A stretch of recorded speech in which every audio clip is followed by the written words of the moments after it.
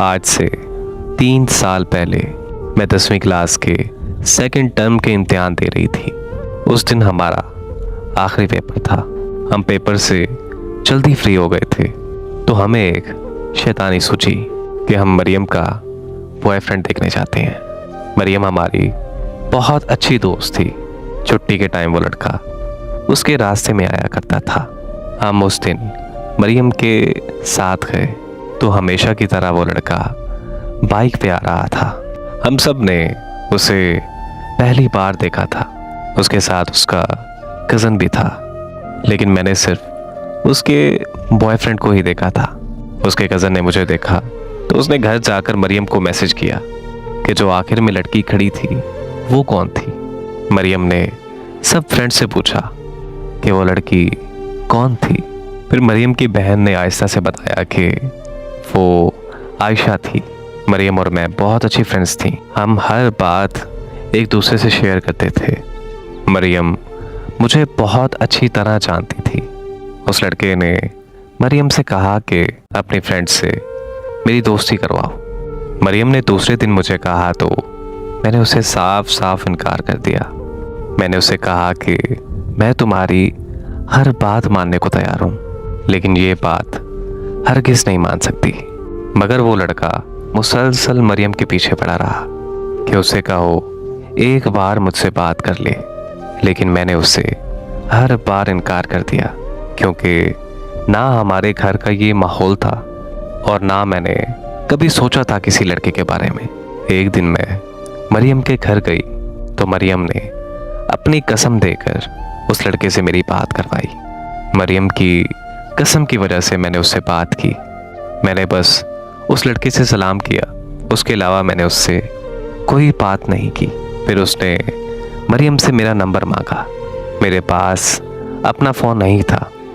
मैं अपने चाचू से फ़ोन लेकर अपनी फ्रेंड से बात किया करती थी। फिर मैंने उसी नंबर से उससे बात की। बात करते करते मुझे कब उसकी आदत हो गई मुझे पता ही नहीं चला। मुझे उससे बेहद मोहब्बत हो गई।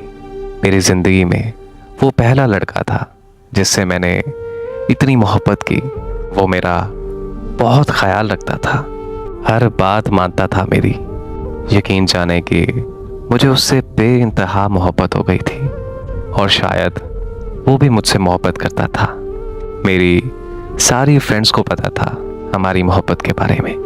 एक दिन हम सब फ्रेंड्स एक साथ बैठी थीं तो मेरी एक फ्रेंड ने बोला कि उस लड़के को हम दूसरे नंबर से तंग करते हैं। मैंने अपनी दोस्त को कहा नहीं, मुझे भरोसा है अपने प्यार पर। लेकिन फिर सबके इसरार पर मैं उसकी बात मान गई। लेकिन मुझे अपने प्यार पर पूरा भरोसा था। मुझे पूरा भरोसा था कि वो सिर्फ मुझसे ही बात करता है। मेरी फ्रेंड ने उसे मैसेज किया, हेलो जान। मेरे दिल की धड़कनें फुल तेज हो गईं। तो उसका पहला रिप्लाई आया कि तुम उर्वा हो। मैं वो मैसेज देखकर बिल्कुल हैरान हो गई कि ये उर्वा कौन है। मेरी फ्रेंड ने रिप्लाई किया कि हाँ मैं उर्वा हूँ। तो वो कहने लगा कि कैसी हो मेरी जान। मैं ये सोच सोच कर रोए जा रही थी। मेरी फ्रेंड्स मुझे चुप करवा रही थी। यकीन जाने कि वो दिन क़यामत का दिन था मेरे लिए। मेरी फ्रेंड उसे मैसेज करती रही और वो बात करता रहा। वो बिल्कुल मेरी दोस्त से उसी तरह बात कर रहा था जिस तरह वो मुझसे बात किया करता था। ये देखकर मैं बिल्कुल खामोश हो गई और अपने घर वापस आ गई। घर आकर फ़ोन देखा तो उसके मैसेजेस आए हुए थे। मेरी फ्रेंड ने मुझे कहा था कि उसे इस बारे में कुछ मत बताना, हम देखते हैं कि वो खुद बताता है या फिर नहीं। लेकिन मुझसे कहाँ सब्र होता था। मैंने थोड़ी देर बाद उसे बता दिया और उसे कहा कि आइंदा के बाद मुझसे बात मत करना। वो कहता रहा कि मैंने मजाक किया था, मैंने ये जानना था कि वो आपकी फ्रेंड है ना।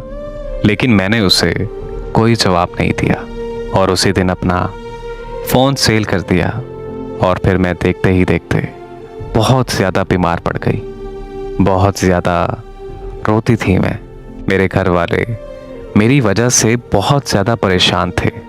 मुझ पर यह आलम था कि मैं मरने की हद तक पहुंच गई थी।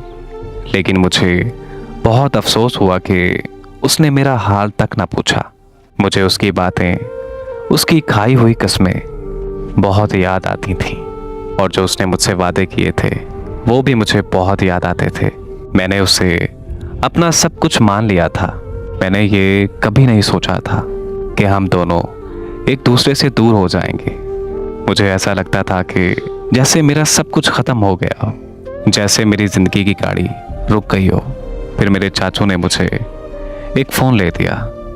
उन्हें लगता था कि मैं इसी वजह से खामोश रहती हूँ। मैंने अपनी व्हाट्सएप आईडी बनाई और उसका नंबर मेरे पास पहले से ही सेव था। उसको पता चल गया था कि मैंने फ़ोन ले लिया है। हम दोनों बस एक दूसरे के स्टेटस देखा करते थे, बात तो हम बिल्कुल नहीं करते थे। वो डेली उस लड़की के लिए स्टेटस लगाता था जिस लड़की से वो बात करता था। मैं उसके स्टेटस देखकर रोती रहती थी, लेकिन मैं उससे कोई शिकायत नहीं करती थी, न उससे कुछ कहती थी। एक दिन उसका स्टेटस देखकर गुस्से से मैसेज किया मैंने, तो आगे से जवाब आया कि आपको क्या मसला। मुझे सब कहते थे कि उसे ब्लॉक कर दो, लेकिन मुझ में उसे ब्लॉक करने की हिम्मत नहीं थी। फिर कुछ माह के बाद हमारी एक बार फिर से बात होने लगी। वो फिर से मुझसे प्यार भरी बातें करने लगा। मुझे एक बार फिर से उसकी आदत हो गई। मैं उससे शादी की हद तक सीरियस थी। फिर उसने मुझे मिलने का कहा। मैं किसी न किसी तरीके से उससे मिलने चली गई। वहाँ मैंने उससे उसका फ़ोन मांगा। उसके मोबाइल में मैंने कुछ लड़कियों की तस्वीर देखी जिस लड़की के लिए उसने मुझे पहले छोड़ा था। मैंने उसका नंबर भी देखा। वो बहुत बार मुझे कहता रहा कि ऐसा कुछ भी नहीं है, लेकिन इस बार मैं सब कुछ अपनी आंखों से देख चुकी थी। और फिर वही हमारी आखिरी मुलाकात थी।